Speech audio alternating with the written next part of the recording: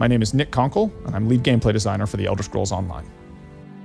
Elder Scrolls games have always had very open-ended progression systems, and this one's no different. There's a huge number of choices, and you can choose to focus on one or spread yourself amongst all of them. And of course, if you spend enough time, you can eventually master them all. So let's start with the very basics. As you play the game, killing monsters, doing quests, or exploring the world, you're going to gain experience points that's going to allow your character to level up. It isn't just leveling up that gives you skill points. You can also get them by finding special shards in the world called sky shards, or by doing special quests along the main path. When you do level up, you get a point to spend in an attribute and a point to spend in a skill. Attribute points increase the three basic resource pools in the game: health, magicka, and stamina.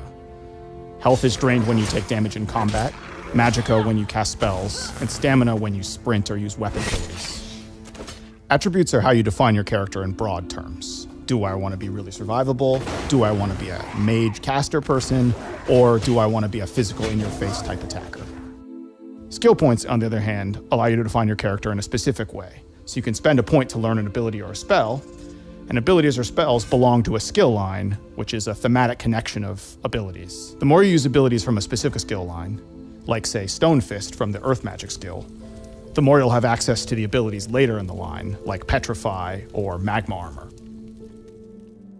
After you've gained enough experience with an ability, you get the opportunity to morph it to further customize your experience with it. So, for example, the Templar ability Rush Ceremony, which heals a nearby ally, can be morphed so that it heals 3 nearby allies, or so that it restores magicka to you when you cast it. After you've advanced far enough in a skill line, you gain access to ultimate abilities, which are some of the most powerful abilities in the game. Things like Dragon Leap on the Dragon Knight, or Overload on the Sorcerer, or Nova on the Templar. Ultimate abilities work a little differently from the rest of the abilities in the game. They don't consume magicka or stamina. Instead, you have to build up for the opportunity to use them, and then when you do, you can have a devastating effect on the battlefield. So we've been talking a lot about spells that you can use in combat, which we call active abilities. But you can also spend your skill points on passive abilities. And those have a more subtle effect that's permanent on your character. So it can be things like increase the damage you cause with fire spells, or something like where your lightning magic will have a chance to cause the target to disintegrate instantly and turn into a pile of ash.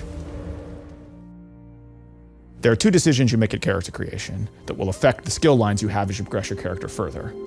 Your race, which gives you a set of abilities that helps define the identity of that choice, and your class, which actually gives you 3 unique skill lines that follow a general theme without actually forcing you into a specific role.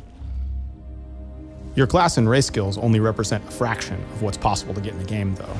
There's a whole set of general skills that are available to anyone who plays the game. A good example of this is the weapon and armor skills, which every character starts the game with, and anyone can take the time to learn and master. So no matter what class or race I picked, if I pick up a sword and shield, I can start getting stronger with that weapon. Or, alternatively, if I want to wear light armor and use a staff, I can become a good mage. You can also find entirely new skill lines for your character by playing the game and exploring the world. This ranges from relatively easy things to do, like join the Mages Guild or join the Fighters Guild, or by finding out in the world the opportunity to become a werewolf or a vampire. Getting one of these new skill lines gives you the opportunity to get special abilities that wouldn't be available to your character otherwise. We've really only scratched the surface of all the different combinations of builds and abilities that players have been making using this progression system, and that's what you'd expect at an Elder Scrolls game. It's all about player choice. You can build the character the way you want to, and we can't wait to see what you guys come up with.